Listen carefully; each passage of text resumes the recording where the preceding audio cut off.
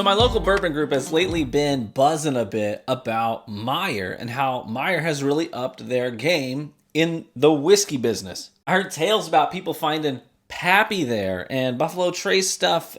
I was like, there's no shot, right? Then they started posting their bottle pictures in the parking lot when they're sitting in the car like, look what I just found. I was like, there's no shot. But it's true. Apparently Meijer has started doing some serious upgrades to their whiskey services, which is good news for people like us. You know, I always hear these nightmare stories from local liquor stores. You know, I go in there and I talk to them, make good relationships with the owners, and they always say like, man, I wish I could get you this or that or this bottle, that bottle, these highly allocated things.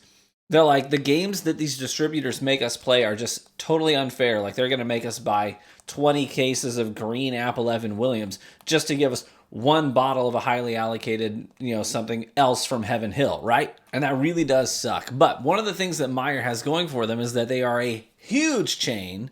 So because of that, the distributors are much more friendly in working with them.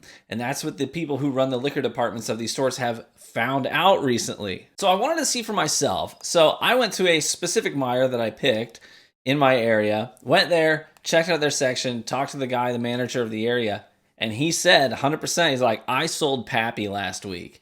He's like, he was grinning. Like, he was so excited about the fact that he loves whiskey and he can now get his hands on some highly allocated stuff and sell it to people, sell it to their patrons. And he was super giddy about it. I was like, no way. They had tons of great stuff there. Lots of bottles that I don't typically find on the shelf of some of my local liquor stores. Guys that tend to have good selections. I was blown away. They even had tons of different store picks where they're doing barrel picks at places like Maker's Mark. They had some store pick Remuses, store pick Evan Williams. I mean, they had great stuff. Even local stuff, like for me, Traverse City, or the Grand Traverse Distillery, Eastern Kill, New Holland. They had some of their picks as well. Very cool. So a great way to get sort of introduced to your local liquor stores as well. So are you going to be lucky at Meijer? Are you going to go to Meijer and find something that you really, really want? I picked up one of their picks of Maker's Mark. And of course the picks, I don't know if you're familiar with Maker's Mark, the way they do their picks, but they do some really cool stuff with stave finishing in the barrels. And so you get to actually pick which staves are going in. They're going to put 10 staves in, and they got a wide variety of different staves for you to choose from. And this one, they did mostly seared French and toasted French spice staves. So a lot of, well, I'll get to that in a second, but it's pretty tasty. I'll tell you a little bit about that one. But anyways, are you going to get that lucky at a Meijer? Are you going to go to Meijer and find some highly allocated stuff? The answer is, well, it depends. So 2 bits of advice I'm going to give you. First and foremost, pick your Meijer well. Part of this comes down to being involved in local groups, talking with them, seeing where people are getting their bottles. The other part of it is not all Meijers are created equally. So for me, the closest Meijers to me, they just have standard selection stuff. No picks, no allocated stuff at all. But you're going to want to find the closest like municipal area to you. For me, that is downtown Grand Rapids. I'm 10 minutes away from Grand Rapids, Michigan. And then narrow it down even further. Say, okay, well, and this might sound a little bit elitist, and it's not intended to. Where do the wealthy people live? So for Grand Rapids, it's East Grand Rapids is like where all the doctors live, because Grand Rapids is a really medical place, like lots of hospitals, children's hospitals, stuff like that. So lots of doctors like to congregate in East Grand Rapids. That's sort of known as the ritzy part of town. And so there's a Meijer that's really close to there. And the manager knows his stuff. He knows his locale. He knows his patrons. And so it tends to be wealthier people that show up. Wealthy people have expensive tastes on certain things. So I hand selected, that's the one I'm going to go to. And sure enough, I was blown away, absolutely blown away by their selection. So that's part of it, picking the right Meijer. Sorry, that's too good.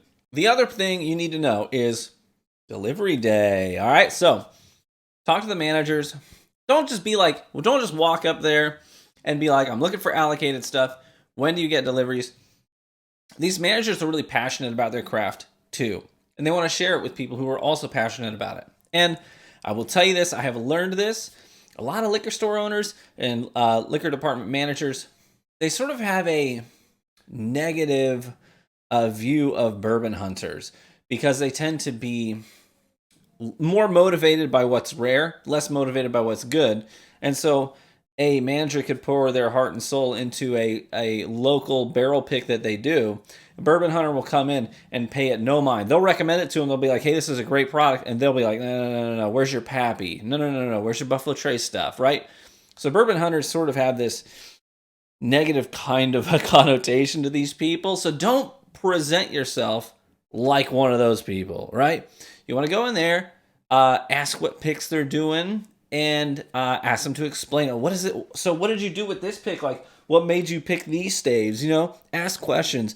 Let them get excited about it. And then buy a bottle of what they recommend, right? The more you do stuff like that, the more they're going to want to share information with you. Like, hey, when do you restock the shelves around here? After you've bought a couple of bottles. When do you restock the shelves around here? Oh, Wednesday mornings we tend to get our shipments in, and that's when we really start putting those bottles out. So if you're looking for something in particular, that might be the day to come. Bingo! There you go. You got your information. So it's definitely all about presenting yourself well, not just as somebody who's there to just buy the most rare thing. Because I don't really like that. They kind of can't stand people like that, I've learned. It's funny, actually. I went to a liquor store last week who's known for having an excellent selection.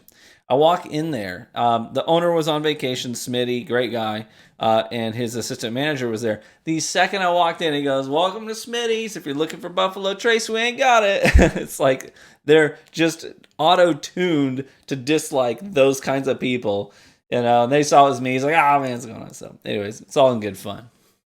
So are you going to find good stuff at Meijer? Hey, the answer is you very well might right now.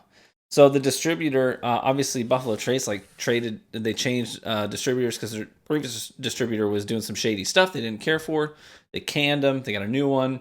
So we're waiting for the dust to settle on that. In the meantime, they were able to get things up and running with major chains. So if that's what you're looking for, that might be the place to go. And don't get me wrong, Buffalo Trace has some great products. They really, really do. But there's so much good stuff out there right now. And a lot of these Meijers are starting to hire people who know their whiskey and who are doing really cool barrel picks that you can pick up and really start to appreciate some different nuanced whiskey out there. I recommend you do it. That's why I picked this up, because he was really excited about it. And I got to tell you, the standard Maker's 47, I'm not a big fan of.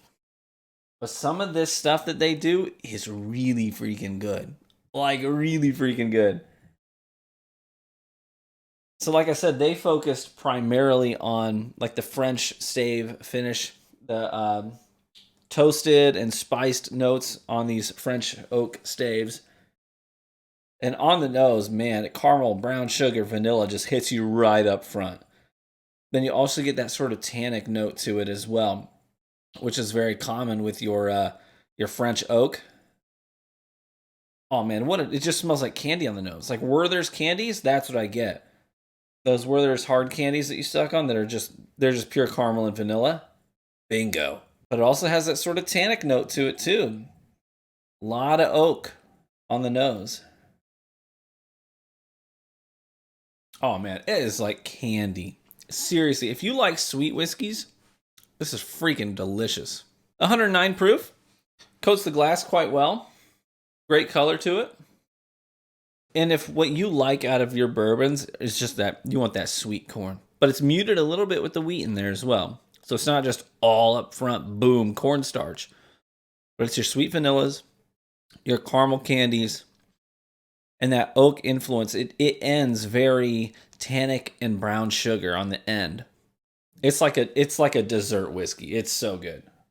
I could drink that all day if it wouldn't knock me on my butt. Hey, do some research. Find a good Meijer near you. Go check them out. Go see what they've got. You might find some really cool stuff there like I did. They were even doing Rebel cask strength single barrel picks there too. Which I owe you guys a video because I've picked up a ton of different barrel picks recently. This one's from a store in Kentucky near Louisville. And they work with Bourbon Outfitters. And they stock their picks there. Oh, life is so freaking busy right now. I'm busting my butt getting videos out for my main channel, which has been booming lately, which is great, but it means I'm busy. And I got a lot of sponsored content I got to edit for that, which takes a lot of time, which I'm grateful for the work. Don't get me wrong, but it's a lot of work. And then on top of that, about a week and a half ago, we had to say goodbye to my dog of 11 years. Loved him to death. He was a good boy. So I took a little bit of time away because I needed to sort of process all that. But anyways, we're back up and running. Thank you so much for watching the video today. I appreciate you. Cheers. May you get better with age and live richly. Catch you in the next video. Bye-bye.